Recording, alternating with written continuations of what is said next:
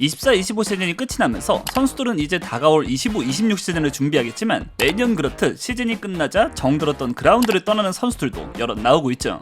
그래서 이번 영상에서는 24-25 시즌을 마지막으로 은퇴를 선언한 선수들에 대해 준비해봤습니다.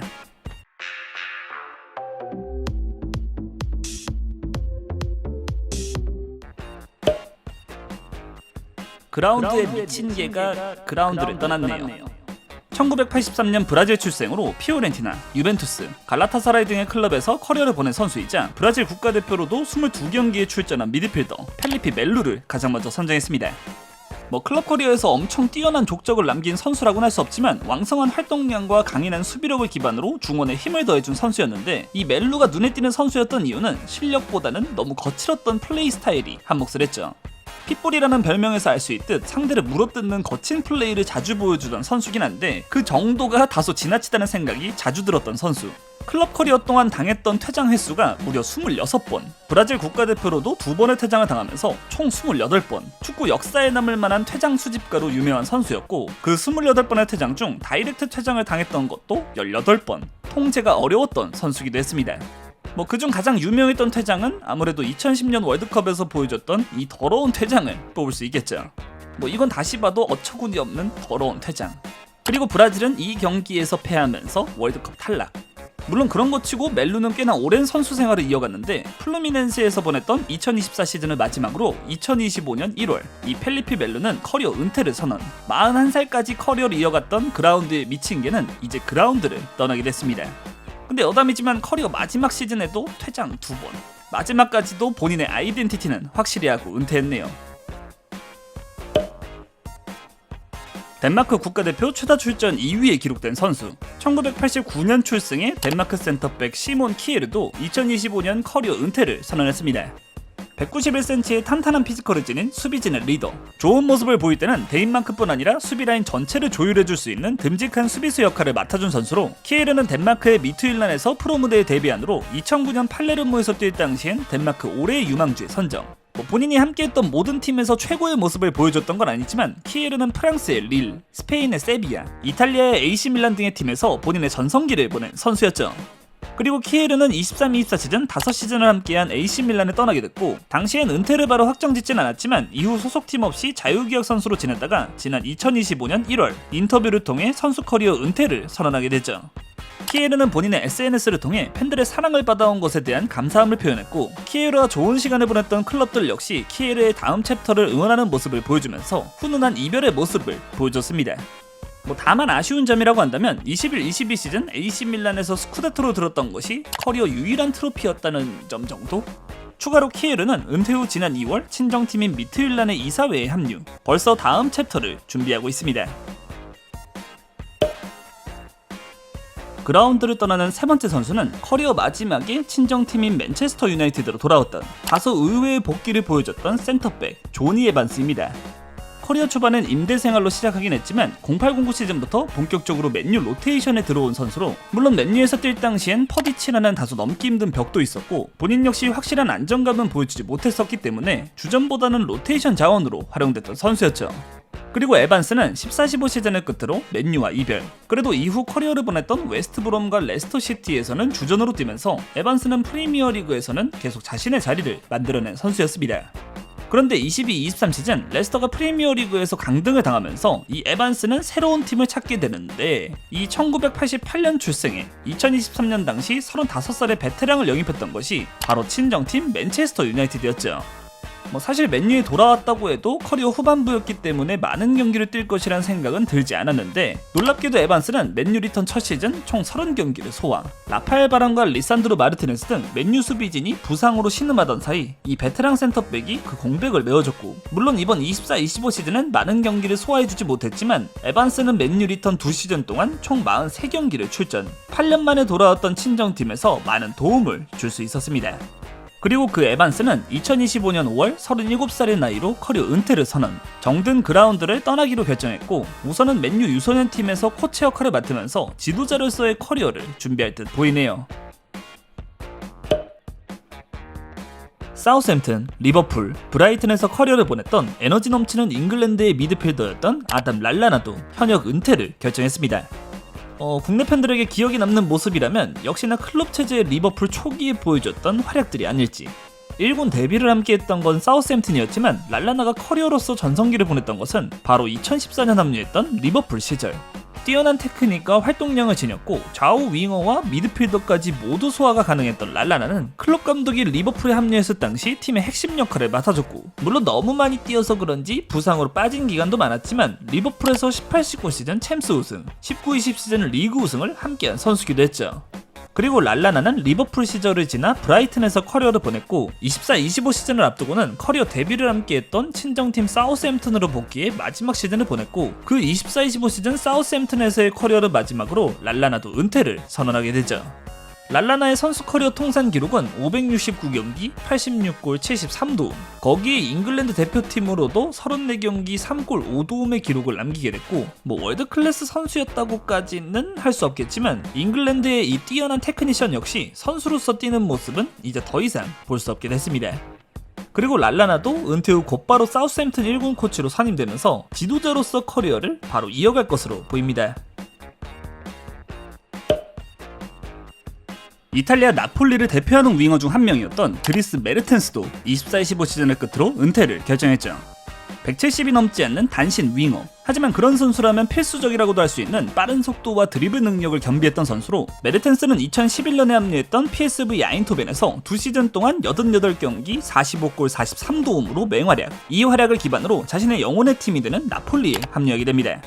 그리고 메르텐스는 2013년 합류했던 나폴리에서 21-22 시즌까지 총 9시즌을 함께하면서 397경기, 148골, 90도움, 마렉 함식, 로렌초 인시네, 에딘손 카바니 등 화려한 멤버를 자랑했던 나폴리에서도 주축으로 활약하면서 나폴리의 한 시대를 책임지게 되죠.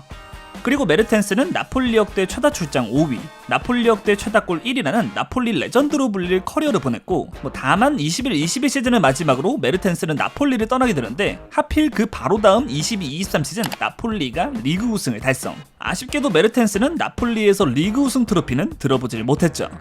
그리고 나폴리 이후 갈라타사라이에서 3시즌을 보낸 메르텐스는 24-25 시즌이 끝나고 지난 6월 은퇴를 선언, 38살의 나이에 그라운드를 떠나기로 결정했습니다.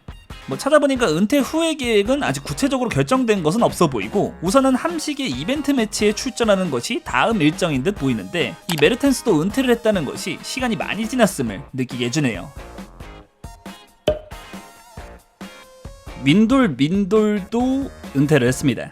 1988년 출생으로 독일의 2014년 월드컵 우승 주축 마츠 훈멜스를 24-25 시즌을 끝으로 은퇴한 선수 6번째로 선정해봤습니다. 역시 훈멜스 하면 좀처럼 보기 힘든 이 분데스리가의 강팀들을 연달아 이적했던 커리어가 가장 먼저 떠오르게 되죠. 처음 1군 무대에 데뷔했던 건 유소년 기간을 함께했던 바이에른 뮌헨이었지만, 훈멜스는 2007년 이적했던 도르트문트에서 15-16 시즌까지 총 9시즌을 소화. 이 당시 도르트문트는 위르겐 클롭 감독과 함께 1011, 11-12 시즌 리그 우승을 기록하면서 바이에른 뮌헨의 독주를 막아내는 강팀으로 성장해냈고, 그 주역 중 한 명이었던 것이 이 훈멜스였죠. 다만 분데스리가에서 폼 좋은 독일 국적의 선수를 뮌헨이 가만히 둘 리가 없었고, 훈멜스는 2016년 도르트문트를 떠나 친정팀 바이에른 뮌헨으로 이적. 당시 도르트문트 팬들에게 훔통수라는 조롱을 피할 수 없는 이적을 감행하게 됩니다. 하지만 훈멜스는 뮌헨에서 3시즌을 보내고서 다시 도르트문트로 컴백. 그렇게 그 유명한 민돌의 커리어를 완성시키게 되죠.